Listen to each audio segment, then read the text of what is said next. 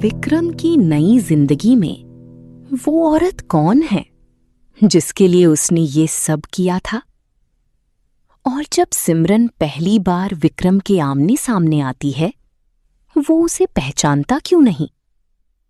और एक इंसान है जो शायद पहचान गया है।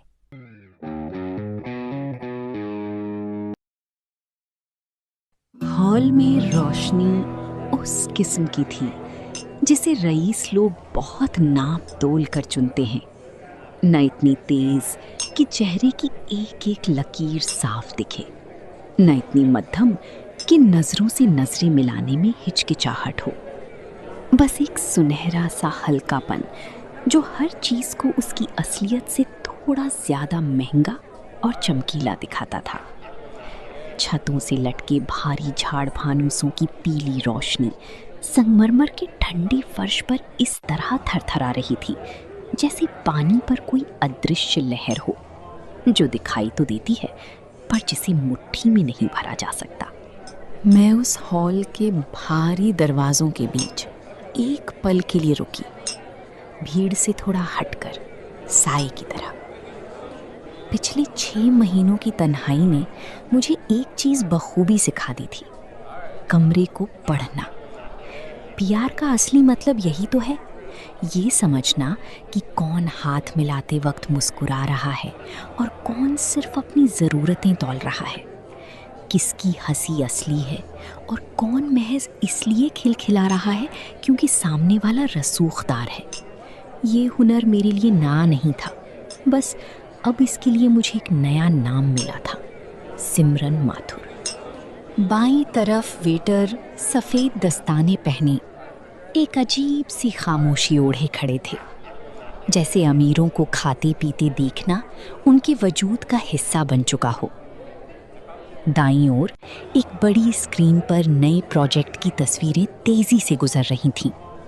चौड़ी सड़कें, मखमली घास के मैदान, वो सब जो ब्रोशर में तो होता है पर हकीकत में कभी नहीं उतरता।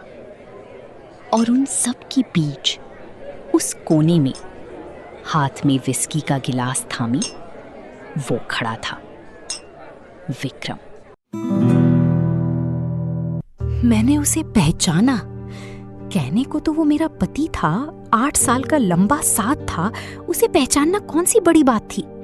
पर उस शाम उस भीड़ भरे हॉल में सिमरन माथुर की नजरों ने उसे पहली बार एक अजनबी की तरह देखा। वो अच्छा दिख रहा था, ये मानना कड़वा जरूर था पर सच यही था। उसका नया सूट, सलीके से कटे हुए बाल और चेहरे पर वो बेफिक्र आत्मविश्वास, ये सब मुझे एक ठंडी सिहरन दे गया। उसकी बॉडी लैंग्वेज में कहीं कोई शिकन नहीं थी, कोई पछतावा नहीं, कोई डर नहीं। वो पूरी तरह से ठीक था, जैसे उसकी जिंदगी से कोई बोझ हमेशा के लिए उतर गया हो। मेरे पेट में एक मरोड़ उठी, दुख की नहीं बल्कि एक बर्फीली हकीकत की। ये आदमी तुम्हें भूल चुका है सिमरन, या शायद तुम उसके जहन में कभी इतनी गहरी थी ही नहीं कि उसे भूलने के लिए किसी कोशिश की जरूरत पड़ती। मैंने वेटर की ट्रे से एक गिलास उठाया, बिना उसकी तरफ देखे, ठीक उसी लापरवाही से जैसे उस कमरे के बाकी लोग कर रहे थे, और अंदर की ओर बढ़ गई। तभी मेरी नजर उस पर पड़ी। विक्रम के ठीक बगल में नहीं पर उसके दायरे के भीतर ही एक औरत खड़ी थी। उम्र कोई 30 के आसपास, लाल रेशमी साड़ी, बालों में सलीके से सजा एक मोगरे का फूल और कानों में चमकते छोटे हीरे। वो किसी से बात नहीं कर रही थी, बस अपने गिलास को देखते हुए कभी कभी अपनी नजरें विक्रम पर टिका देती थी। वो नजरों का मिलना इतना सधा हुआ था कि अगर मैं गौर ना करती तो कभी समझ ही ना पाती, पर मैं गौर कर रही थी। उसकी आंखों में एक सुकून था, वो सुकून जो तब आता है जब आप जो बरसों से चाहते थे वो आखिरकार आपके करीब हो। मुझे किसी सबूत की जरूरत नहीं थी। औरतों के पास एक छठा एहसास होता है जो तर्कों से परे काम करता है। वो वही थी, नेहा सिन्हा। मेरे हाथ में थमे गिलास पर मेरी पकड़ इतनी मजबूत हो गई कि उंगलियों के पोरों का खून सूखने लगा और वे सफेद दिखने लगी। मैंने अपनी उंगलियों को देखा और फिर जानबूझकर उन्हें ढीला किया। शांत रहो सिमरन, तुम यहां महसूस करने नहीं, हिसाब करने आई हो। उस शाम मेरा काम महज एक पीआर प्रोफेशनल का था, क्लाइंट से मिलना और लॉन्च के दस्तावेजों का आदान प्रदान करना। पर मेरा असली काम उन कानाफूसियों को सुनना था जो हवा में तैर रही थी। लोगों की बातों से टुकड़े जोड़ते हुए मुझे पता चला नेहा सिन्हा, इंटीरियर डिजाइनर, विक्रम के नई प्रोजेक्ट्स में उसका बड़ा हिस्सा था। वे दोनों हॉल में एक साथ नहीं थे, अलग अलग कोनों में, अलग अलग ग्रुप्स में।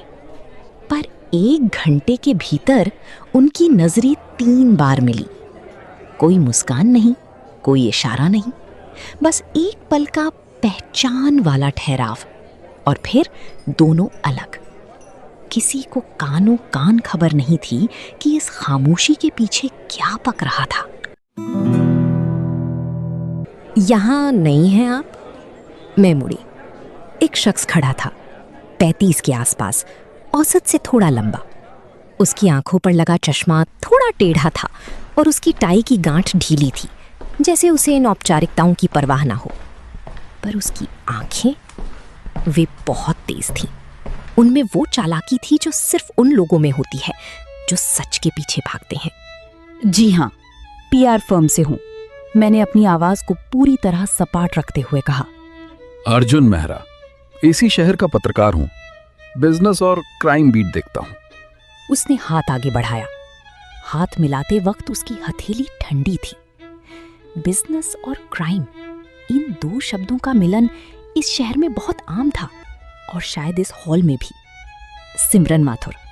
उसने मुझे सिर से पांव तक एक बार देखा। उसकी नजर मेरे चेहरे पर एक पल के लिए जरूरत से ज्यादा रुकी। उस तरह नहीं जैसे कोई खूबसूरती देखता है, बल्कि उस तरह जैसे कोई किसी पुराने धुंधले अक्स को पहचानने की कोशिश करता है। आप पहले कहाँ थी? उसका सवाल सीधा था। दिल्ली, मैंने बिना पलक झपकाए झूठ बोला। उसने सिर हिलाया, पर उसकी आंखों में सवाल अभी भी जिंदा थे। अच्छा, वो बस इतना कहकर आगे बढ़ गया, पर जाते जाते उसने एक बार मुड़कर फिर देखा। बिजनेस और क्राइम बीट, उस नाम ने मेरे जहन में एक हलचल पैदा कर दी थी। जैसे जैसे शाम ढली, भीड़ कम होने लगी। अब हॉल में सिर्फ वही लोग बचे थे जिनके पास खोने को कुछ था या पाने को बहुत कुछ। मैं निकलने ही वाली थी कि मेरा रास्ता विक्रम के करीब से गुजरा। ये कोई इत्तेफाक नहीं था। शायद मेरे अंदर का कोई हिस्सा ये देखना चाहता था कि क्या 8 साल का साथ कुछ सेकंड की नजदीकी को पहचान पाएगा। 5 कदम, 4, 3। तभी विक्रम की नजर उठी, हमारी आंखें मिली। मेरा दिल 1 सेकंड के लिए अपनी लय भूल गया। सीने में एक अजीब सी टीस उठी, वही पुरानी 8 साल की यादों वाली गूंज। विक्रम ने मुझे देखा और उसकी नजरें बिना रुके आगे बढ़ गईं। उसने मुझे नहीं पहचाना। मैं चलती रही। हॉल के बाहर ठंडी हवा में आ गई। मेरी हील्स की आवाज सुनसान पार्किंग में गूंज रही थी। नहीं पहचाना। मन ने कहा, यही तो तुम चाहती थी, यही प्लान था। पर अंदर कहीं एक बर्फीला एहसास घर कर गया। उसने मुझे इसलिए नहीं पहचाना क्योंकि उसने कभी मुझे देखा ही नहीं था। 8 साल तक मैं उसके लिए महज एक साया थी, जिसका होना या ना होना कभी मायने नहीं रखता था। उस रात अपने छोटे से कॉटेज में मैंने डायरी खोली। लैंप की रोशनी में कलम तेजी से चलने लगी। Neha Sinha, interior designer.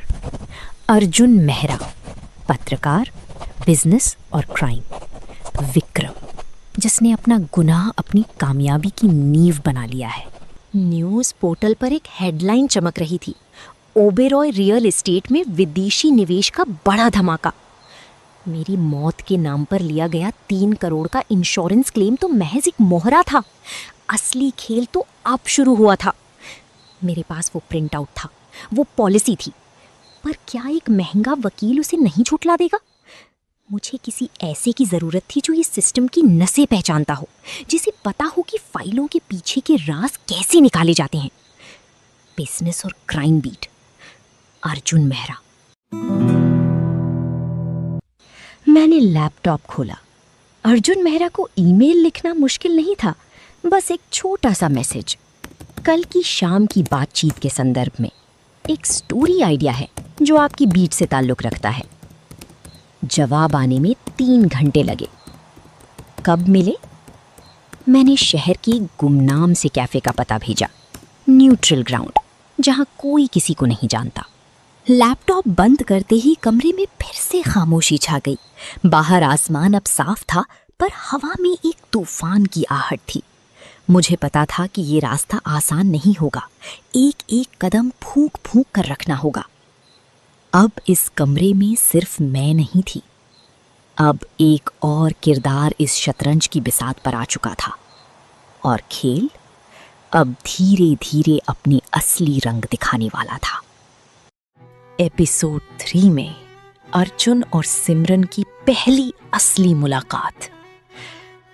अर्जुन के पास पहले से कुछ है, एक पुरानी फाइल, एक अधूरी स्टोरी जो उसने बरसों पहले शुरू की थी और जो सीधे विक्रम ओबेरॉय तक जाती है।